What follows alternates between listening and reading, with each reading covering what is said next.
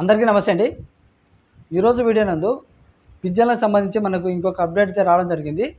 ఏంటి అప్డేట్ అంటే కనుక మనం ఇంతకు ముందుగా అప్డేట్ చూసుకుంటే కనుక కేవలం వితంతువులకు, దివ్యాంగులకు మాత్రమే జూన్ 12 తర్వాత ఇస్తామని చెప్పడం జరిగింది. అవునా కదా? అయితే ఇప్పుడు అందినటువంటి అప్డేట్ చూసుకుంటే కనుక వీరితో పాటు వృద్ధులు కూడా ఇవ్వాలని చెప్పేసి గవర్నమెంట్ అయితే నిర్ణయం అయితే తీసుకోవడం జరిగింది. అంటే కనుక వృద్ధులకు, వితంతువులకు, దివ్యాంగులకు ఈ 3 కేటగిరీ పింఛన్లు ఇవ్వాలని చెప్పేసి నిర్ణయం అయితే తీసుకోవడం జరిగింది. జూన్ 12 తర్వాత 3వ సంవత్సరం సందర్భంగా ఈ 3 కేటగిరీలకు అయితే కనుక అవకాశం అయితే ఇవ్వడం జరుగుతూ ఉంది. మరి వీటిలో సంబంధించి పూర్తి సమాచారం వీడియోలో అందిస్తాను. వీడియో ఎక్కడికైనా స్కిప్ చేయొద్దు. వీడియో లాస్ట్ వరకు చూడండి, మీకు అర్థమవుతుంది. ఇంకా ఎవరైనా లైక్ చేయకపోతే కనుక లైక్ చేయండి, ఓకేనా? అయితే కనుక ముందుగా వృద్ధాప్య పింఛన్ గురించి మాట్లాడుకుందాం. వృద్ధాప్య పింఛన్ అప్లై చేసుకోవాలంటే దగ్గర కొన్ని కండిషన్లు ఉంటాయి, ఓకేనా? దీనికి కావాల్సిన డాక్యుమెంట్స్ కూడా చెప్తానండి. మరి కండిషన్లు ఏంటంటే కనుక ఫస్ట్ ఆదాయం గ్రామీణ ప్రాంతాల్లో వచ్చేసి 10,000 రూపాయలు, పట్టణ ప్రాంతాల్లో వచ్చేసి 12,000 లోపు ఉండాలి. ఇది ఆదాయం. భూమి 10 ఎకరాల లోపు ఉండాలి. 4 వీలర్ కారు ఉండకూడదు. అంటే ట్యాక్సీ ఉండొచ్చు, ఆటో ఉండొచ్చు, ట్రాక్టర్ ఉండొచ్చు, కానీ కొంతమందికి ఓన్గా కారు ఉంటుంది, అది ఉండకూడదు. అది ఉంటేనే పింఛన్ అప్లై చేసుకోవడానికి కాదు, ఓకేనా?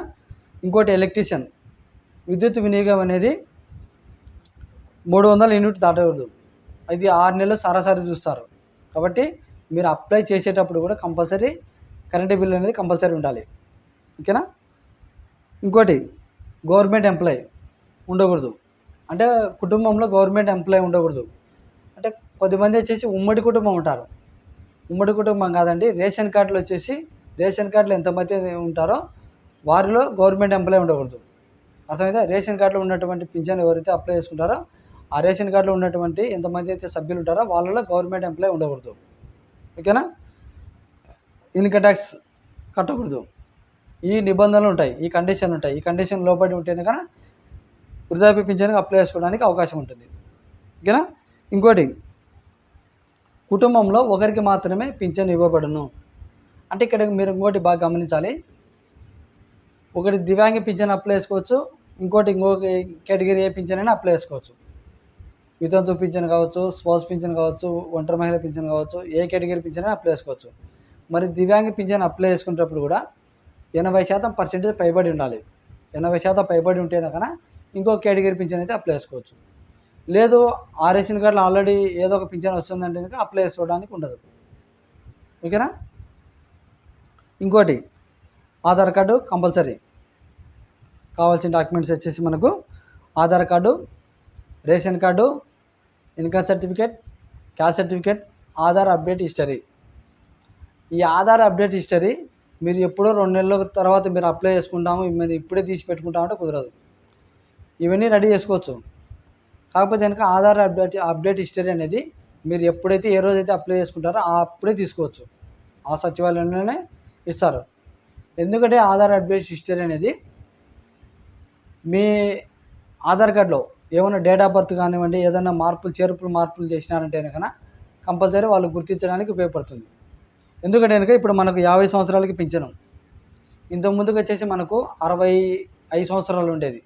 65 నుంచి 60 సంవత్సరాలు తగ్గించినారు, 65 నుంచి 50 సంవత్సరాలు తగ్గించినారు. కాబట్టి ఈ ఆధార్ అప్డేట్ హిస్టరీలో ఏమన్నా ఏజ్ చేర్పులు చేసినారా, మార్పులు ఏమైనా మార్చినారా అని చెప్పేసి చెక్ చేసుకోవడానికి ఆధార్ అప్డేట్ హిస్టరీ కంపల్సరీ, ఓకేనా?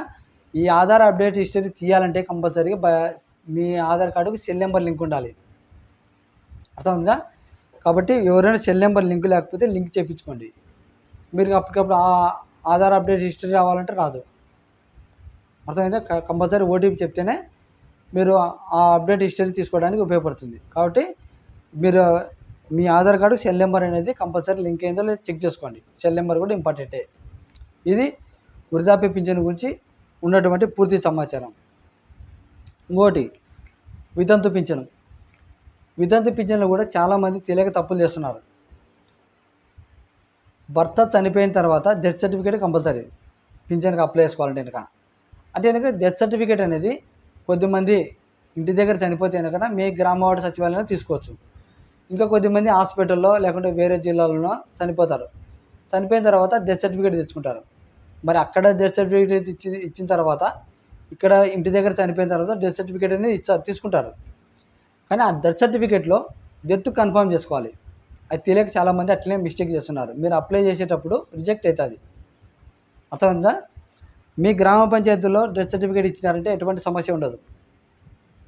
అదే ఎక్కడైనా హాస్పిటల్ చనిపోయిన డెత్ సర్టిఫికేట్ తెచ్చుకున్నారనుకో, మీరు అప్లై చేసిన తర్వాత రిజెక్ట్ అవుతుంది. ఎందుకు రిజెక్ట్ అవుతుంది అంటే కనుక మీ రేషన్ కార్డులో పేరు అట్లే, మీ భర్త పేరు అట్లనే ఉంటుంది. అర్థమైందా? దాని తర్వాత వచ్చేసి హౌస్ హోల్డ్ మ్యాపింగ్లో పేరు అట్లనే ఉంటుంది. అన్ని సర్వేలలో పేరు అట్లనే ఉంటుంది. కాబట్టి మీ వీఆర్ఓ కానివ్వండి, లేకుంటే మీ పంచాయత్ సెక్రటరీ కానివ్వండి, ఒక అర్జీ పెట్టి డెత్ కన్ఫర్మ్ చేయమని చెప్తేనే కదా వాళ్ళు కంపల్సరీ బయోమెట్రిక్ని తీసుకుంటారు. భర్త చనిపోయినట్టు భార్య దగ్గర బయోమెట్రిక్ తీసుకుంటేనే అప్పుడు డెత్ కన్ఫర్మ్ చేసినట్టు లెక్క. మీరు ఎక్కడ అప్లై చేసుకున్నా కూడా ఎటువంటి సమస్య అనేది రాదు. ఓకేనా? ఒకవేళ గ్రామ వార్డు సచివాలయం ఇచ్చారనుకో, మీరు డెత్ సర్టిఫికేట్ తీసుకుంటే కనుక డైరెక్ట్ వాళ్ళు డెత్ కన్ఫర్మ్ చేసి ఇస్తారు కాబట్టి ఎటువంటి సమస్య రాదు. పక్కన వేరే రాష్ట్ర జిల్లాలో కానివ్వండి, అక్కడ తీసుకునేటప్పుడు కంపల్సరీ మీ వీఆర్ఓ దగ్గర కానివ్వండి, లేకుంటే పంచాయతీ సెక్రటరీ కానీ డెత్ కన్ఫర్మ్ చేసుకుంటే కనుక ఎటువంటి సమస్య రాదు మీరు అప్లై చేసుకునేటప్పుడు. ఇది ఒకటే బాగా గుర్తుపెట్టుకోండి. ఓకేనా? మరి కావాల్సినటువంటి డాక్యుమెంట్స్ గురించి ఆలోచించాను కనుక Aadhaar card, ration card, caste certificate, income certificate, Aadhaar update history అవసరం లేదు. ఓకేనా? ఇంకోటి ఎలక్ట్రీషియన్ కరెంటు బిల్ అనేది మోస్ట్ ఇంపార్టెంట్. కొన్ని ఏరియాలో వచ్చేసి ఓటర్ కార్డు అడుగుతున్నారు, కొన్ని ఏరియాలో అడగట్లేదు. కాబట్టి అడిగిన చోట కంపల్సరీ ఓటర్ కార్డు అయితే ఇవ్వాల్సిందే. ఇది వితంతు పింఛన్ గురించి ఉన్నటువంటి అప్డేట్ అండి. మీరు అప్లై చేసుకునేటప్పుడు ఇవి కన్ఫర్మ్ చేసుకోండి. ఓకేనా?